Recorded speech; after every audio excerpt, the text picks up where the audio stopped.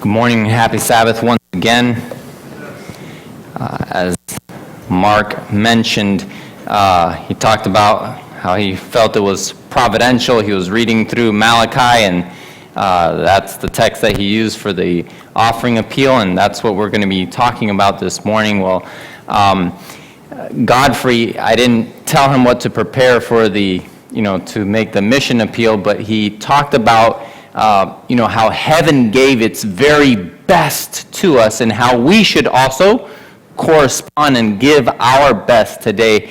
And really, that's actually what we are going to be talking about. That's the message that the Lord has impressed upon my mind. In the time of Malachi, there was a serious problem both with including the people and the priesthood. But before we jump into Malachi, I want to give you an illustration, and I was actually going to bring some flowers here to illustrate this, and I forgot them. So I'm just going to have you use your imagination, okay? And husbands, imagine it's your anniversary, right? And you're going to give your wife some flowers. And for those of you who aren't married yet, you can imagine you are married and you're going to give some flowers to your wife, okay? But the flowers you are going to give her are not some nice flowers that you went and bought them at the store. It's some beat up old flowers that you pulled out of a trash can, okay? And you go to your wife and you present these beat up, ugly, old, maybe even smelly flowers because they've been in a trash can, and you give them to her with a smile, right? Ladies, how would you feel if your husband or your future husband did that? Would you be pleased? Would you smile and say, "Oh, how thoughtful"? Okay, you would be concerned if he lost his mind. Yeah. I'm not married yet, but I have a mother and a father, and I know, I can just picture, if my dad did that to my mother would probably grab the flowers and, chase my dad with them. But she would be very insulted. She would be very hurt. The question is, why? Wasn't he thoughtful? He brought flowers. What's the problem? What's the problem? Help me. They weren't the best. They weren't the best. You see, the reason someone would be hurt, right? The reason, ladies, you would be hurt if your husband gave you such a gift is that the quality of your gift reflects something about the worth that you place in the person. Okay? When you give a gift, if you gave such a gift like that, the message you would send is you don't really care much about your wife. You don't think that she is valuable. You don't think that she is important. After all, you just pulled those flowers out of the trash, right? They didn't cost you anything. So now you have a sense of how God felt during the time of the prophet Malachi. So if you have your Bibles, let's turn to Malachi chapter 1. Malachi chapter 1. Again, try to keep that image, that feeling. Ladies, how would you feel if someone gave you that as a gift, if your husband gave you that as a gift?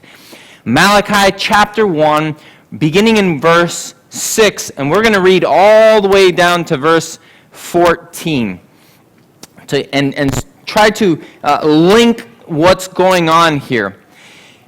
Verse 6, a son honoreth his father, and a servant his master. Now God asks the question, if I be a father, where is my honor? And if I be a master, where is my fear? Saith the Lord of hosts unto you, O priest, that despise my name. So God makes a charge here. He makes an accusation, right? The priests, they have been despising God's name. But they have a response, right? What's their response? And ye say, wherein have we despised thy name? They're not aware of it. They don't think they've done anything to despise God's name. Verse 7, ye offer what? Polluted bread upon mine altar, and ye say, wherein have we polluted thee? In that ye say, the table of the Lord is contemptible. Verse 8, and if ye offer blind for sacrifice, is it not evil? And if ye offer the lame and sick, is it not evil? So again, think about that. Flowers out of the trash can, is that not evil? Right? What message are you sending? Offer it now unto thy governor. Will he be pleased with thee? Or accept thy person, saith the Lord of hosts? And now I pray you, beseech God that he will be gracious unto us. This hath been by your means.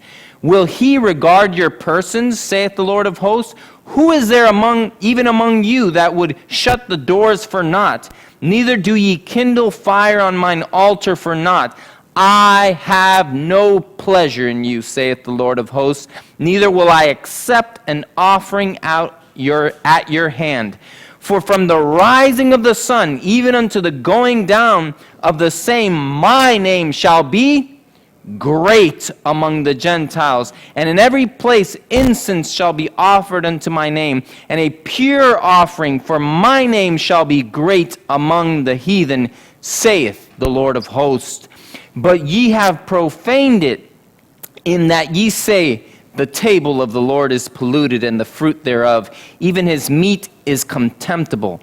Ye said also, behold, what a weariness it is, and ye have snuffed at it, saith the Lord of hosts, and ye have brought that which was torn, and the lame, and the sick. Thus have ye brought an offering. Should I accept this of your hand, saith the Lord? But cursed be the deceiver which hath in his flock a male, and voweth and sacrifices unto the Lord a corrupt thing. For I am a great king, saith the Lord of hosts, and my name is dreadful among the heathen. So, how are the people treating God? Disrespectfully, right? How was that disrespect shown to God? Yeah, what type of sacrifices were they bringing? The blind, the lame, the torn, the leftovers, right? Nothing that was of very high value to them. This is what they were bringing, and by doing this, they were dishonoring God, they were despising his name, and showing that they actually held God in contempt. What does it mean to dishonor someone? To dishonor someone or something is to show that you lose your respect for them, right? You don't have any respect for them. To hold someone, to despise someone, means to regard them as unworthy of your notice or your consideration. They were dishonoring God, they were despising his great name. And they offered polluted food on his altar. They treated him with contempt by offering the blind, the sick, the lame, the torn. And remember, in Leviticus, God was very particular with what he wanted them to bring as sacrifice. Please, if you have your Bibles, go to Leviticus chapter 22. Leviticus chapter 22, starting in verse 19, God was very careful about what he wanted them to bring as a sacrifice. Actually, let's start in verse 20. Leviticus 22, verse 20. But whatsoever hath what? A blemish. What's a blemish? Yeah, a defect. Whatever has a defect, that shall ye what? Not offer. For it shall not be acceptable to you. God did not want them to bring their leftovers. God did not want them to bring something that was defective, that it was blemished, that it had imperfection in it. Verse 21, and verse 20, go down to verse 22. Blind or broken or maimed or having wound, scurvy or scabbed, ye shall not offer these unto the Lord, nor make an offering by fire of them upon the altar unto the Lord. And it goes on just listing like all these different scenarios where, right, if you had a lamb, you had a goat, and if something happened to it, it got hurt, it broke its leg, it was no longer acceptable as a sacrifice. God was very specific. Now, why?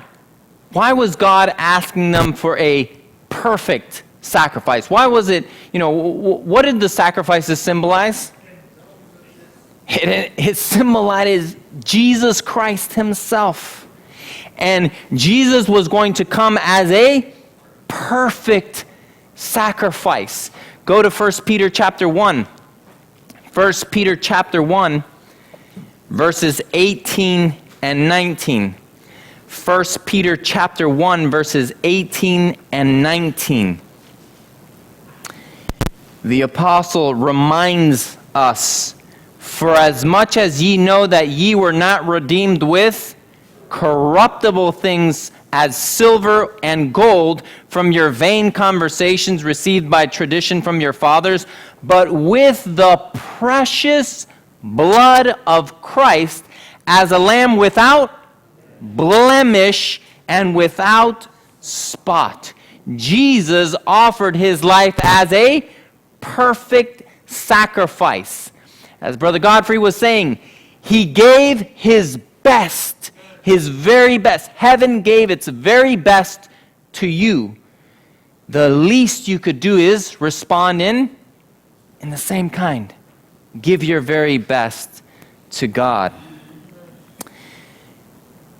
The essence of the problem, again, in our language today, we could say that the people and the priests were basically giving God their leftovers. Okay? They were taking shortcuts in their worship to God. They didn't think it was necessary to give God their very best. What they didn't realize is that it was coming back to bite them. If you go back to Malachi chapter 1, verse 14, Malachi says, or God speaking through the prophet says, but cursed be the deceiver which hath in his flock a male and voweth and sacrifices unto the Lord a corrupt thing, for I am a great king, saith the Lord of hosts, and my name is dreadful among the heathen. When you give someone your leftovers, it means that you give them something of less value, right? You're not giving your best, right? If you're working at a company and you give your boss your leftovers, that means you're not giving him your very best energies, right? You're not giving him the best that you can do. And offering God your leftovers reveals something of how you value him. Maybe you would never say that, you would never express with words and say that God, I despise God or I hold him in contempt. But with our actions, many times our actions speak louder than our words many times. And this we say this with our actions when we don't give God our best.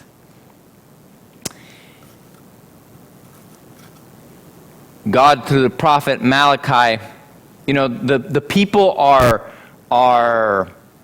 they don't believe the things that God is saying, right? They're like, how have we despised thy name? They keep questioning, how is it that we have shown contempt for God? And God tries to reason with them. Look at verse 8. God just gets really practical with them and gives them a good illustration to help them visualize and understand what they are doing to him. Verse 8, and if ye offer the blind for sacrifice, is it not evil? And if ye offer the lame and sick, is it not evil? Offer it now unto thy governor. Will he be pleased with thee, or accept thy person, saith the Lord of hosts? At this time, Malachi ministered during the time of when the people of Judah came back from Babylonian captivity. Right? He's the last prophet of the Old Testament. So they've been back from Babylon. They had rebuilt the temple, was already functioning again, and the people were slowly going back to their old ways, going back to what brought them into captivity in the first place. And so they didn't have a king, they had a governor that ruled over them, that was under the Persians. And God says, look, think about this. Take one of those sacrifices that you're bringing to me, right? The lame, the blind, the mangled. Get that and take it as a gift to your governor and see how he will receive it. Will he take it with a smile and say, oh, thank you so much. You're so thoughtful. What a nice gift. He questions, will he accept it? No. Why? It would be an insult, right? To a governor, a person of high authority. It would be an insult to bring them such a gift. Just like it would be an insult to your wife if you brought her flowers that you pulled out of the trash can, right? Broken, bruised, smelly. So the same is true for, this was the practical example that God was trying to give the people. You wouldn't even do that to a human being, and yet they dared to do it to not an earthly king, to the monarch of the universe, the great king, the King of kings and Lord of lords. Isn't God more worthy of our best than any human being is? Isn't God more worthy of our best? Think about that. If a human governor, a minor authority on earth, would not accept a defective animal, why should they expect that the God of the universe, the creator of heaven and earth, would be pleased with the offerings that they were bringing to him?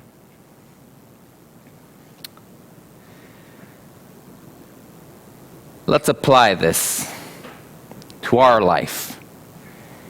Ask yourself, are you bringing your very best to God? Are you offering the best gift you have? Who receives your best? Think about your time, how you use your time, your money, your resources, your talents, your service. Who gets the best? Is it God? I thought of myself, what I'm doing right now here, preparing a sermon. Did I give my best to God, or did I take shortcuts, or did, I got busy with other things and just, patched something, up last minute to bring and to serve before you? Are we giving God our best? When you come up here and do special music, when you read the mission story, when you share the children's story, when you give the grace nugget, any of the things that we do here in worship, bringing the sacrifices, that was part of the worship. When we are here worshiping God, right, and playing a part, are we giving him our best? Or are we giving God our leftovers? Does Sabbath have my very best smile? Or do you give your best at work because, your paycheck depends on it, right? Who has your best?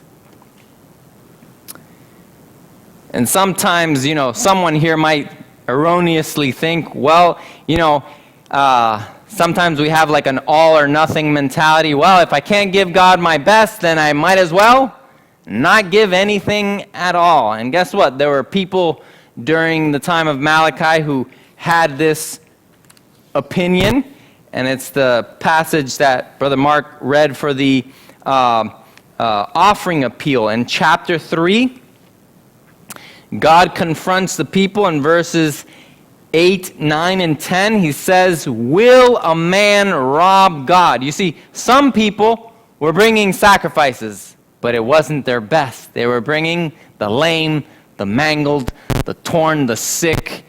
And then other people just said, well, I'm not even going to send anything at all. And yet they were robbing God. Will a man rob God? Yet ye have robbed me. But ye say, wherein have we robbed thee? In tithe and offerings. Ye are cursed with a curse, for ye have robbed me, even this whole nation. And God appeals to them, and he says, bring ye all the tithe into the storehouse, that there may be meat in mine house, and prove me now herewith, saith the Lord of hosts, if I will not open you the windows of heaven and pour you out a blessing, that there shall not be room enough to receive it. A lot of times we as human beings, we have that temptation to cut corners, right? And not do things the right way because we think we're going to get ahead. Just to give you an example, and I'm guilty of this, right? You're running really late and you start speeding, right? You start speeding to get ahead, right? You want to get there on time, and then you end up getting stopped by the police and you end up getting later, right, than if you had just driven the speed limit. Sometimes when we try to get ahead, right, it actually just brings a curse and sets us back even more. But God is appealing to his people. He says, look, be faithful in giving back your tithe and offerings, and I, watch, and I will open up the windows of heaven. I will give you a blessing that you won't even be able to hold it all in. God is a God of abundance, but many times we want to, cut corners. We don't give God our best, and guess what? Then we don't receive all the blessings, the very best blessings that God wishes to pour upon your life. Going back to chapter 1, God looked down to the end of time when people from all over the world would reverence and honor his name.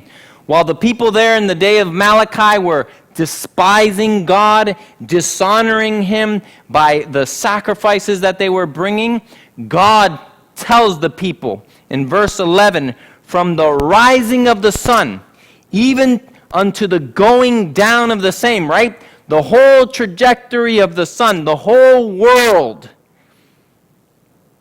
My name shall be great among the Gentiles, and in every place incense shall be offered unto my name, and a pure offering, for my name shall be great among the heathen, saith the Lord of hosts. While the people there in the day of Malachi weren't giving God their best, God says there will be a people who will honor me. There will be a people who will value me and give me my true worth. Did Malachi see you? Are you that person who's giving God your best and honoring him in all that you do? Reverencing God's holy name? Soon, many people from every nation, kindred, tongue, and people, right, from all over the world will respond to the preaching of the three angels' messages. And there will be many people from all over the world who will honor and reverence God's holy name. It's my prayer that we will be among those people. Now, when we give God our best, we need to make a clarification here. Your best is not in comparison with other people, okay? Because a lot of times we like to compare ourselves with other people, you know? So I preach a sermon, and then I compare myself to Jackson, and I say, I did a better job than he did. This is a human tendency. God, when God looks at when we give God our service, he doesn't compare us to other people. He doesn't say, this person sings better than that person. What he looks at is, he just looks at you and he says, are you giving your very best? Your very best could be very poor, right? It could be very defective, but what God wants to see is that it's the best that you could give. Do you remember the story? And we won't go there because of time, but in Luke chapter 21, Jesus is there at the temple, and there's this poor widow who gives how much? Do you remember? 2 measly mites, right? It was nothing in comparison to what other people were giving, but God wasn't comparing her to other givers. What God saw is that poor widow gave her best to God, and that's what made it valuable in his sight. Our best is not in comparison to other people. Our best is, God looks at you and sees, I know he can do better. I know he can prepare better. I know he can use his talents and give a better service if he would make me first. Now, another thing that I want to mention before we bring this to a close, remember, your best without the merits of Jesus is nothing. And we talked about this during prayer meeting, but I want to emphasize this point because it's just been pressing upon my own mind. Go to Isaiah chapter 64. Isaiah chapter 64. In prayer meeting, we were talking about the altar of incense in the sanctuary and how the incense was sweet smelling, it was pleasing, right? And there was a symbolism behind this incense that was offered. And then we looked at Isaiah chapter 64, verse 6. And the Heartland Day Academy students, 2 of them are here. They had a presentation this week as well where they talked about incense and what it meant. And David read this passage in his presentation. Isaiah chapter 64, verse 6. Look what the passage says and pay close attention to the wording. It says, but we are all as an unclean thing, and all our what? Righteousness are as filthy rags. And I had read this passage so many times, but I had never really let it sink in the point. The prophet Isaiah is saying, when he's talking about what is considered filthy rags to God, I had always associated it with, it's because we're bad people. We sin, we lie, we steal, commit fornication, all these bad things, and that's why it's filthy rags, right? The text doesn't say that. It says, you, at your very best, right? At your very best behavior, at your very best energies, that, without the merits of Jesus, is filthy rags. You, at your very best, without the merits of Christ, it's nothing. It's worthless. It's actually is not more than worthless. It's offensive to God, right? It smells bad.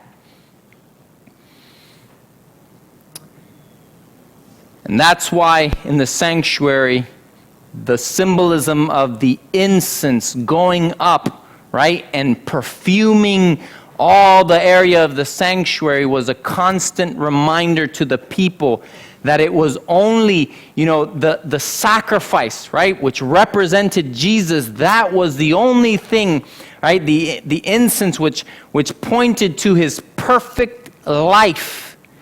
That was the only thing that could make our prayers sweet smelling to God. That's the only thing that can make them acceptable.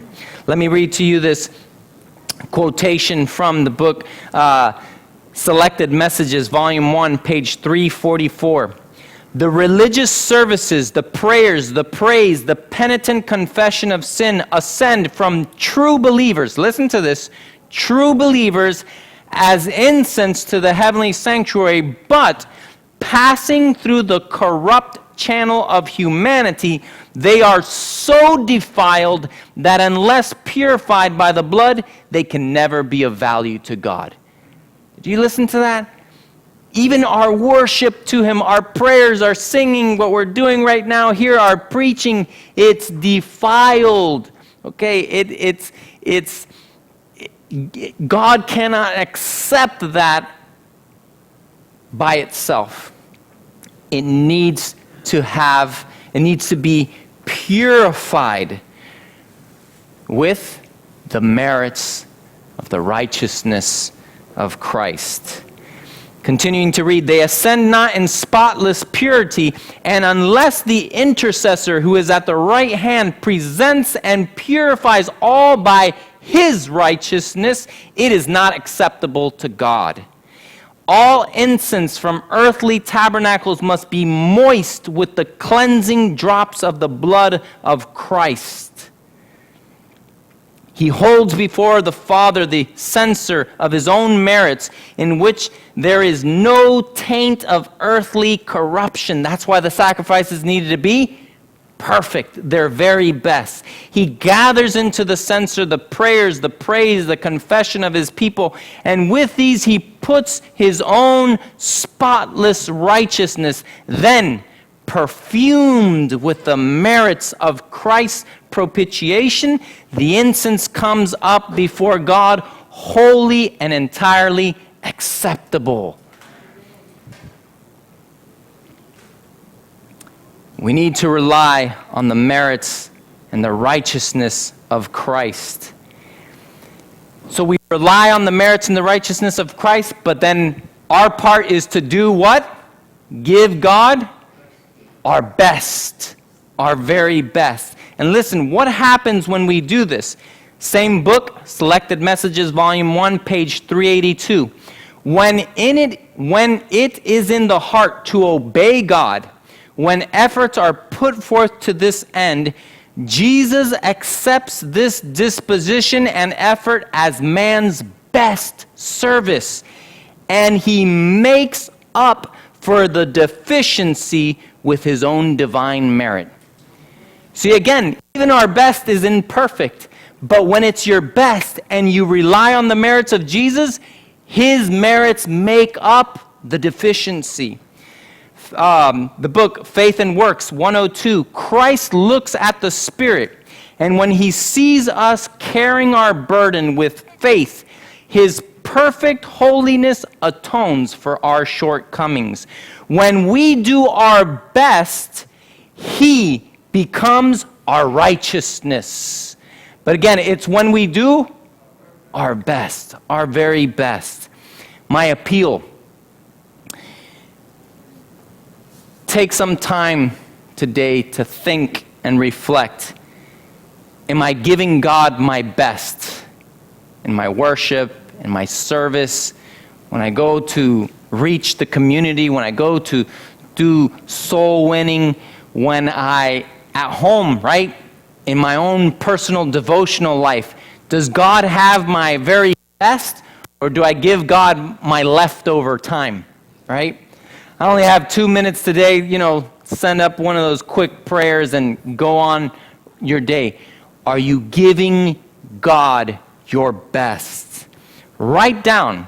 Please take some time, write down some of those areas where you know you are falling short and you're not giving God your very best. And then write down, what are you going to do, right? What are you going to change in your life, in your schedule, so that you can give God your best, so that you can offer a more perfect sacrifice by the grace and power of God. How many of you want to commit to doing this? Taking some time today, right? Don't put it off another day. Take some time today and ask, Lord, where am I coming short? Where am I'm failing to give you my best? And then by the grace of God, Lord, help me to change things so I can give you my very best. And remember, it's your very best, but your very best without reliance on the merits of Christ it's worthless. It's your best and firm reliance on the merits of Christ. That equals perfection. May the Lord bless us. May the Lord help us to carry this out in our own life and experience. Sing with me as we close hymn 316, Live Out Thy Life Within Me. Hymn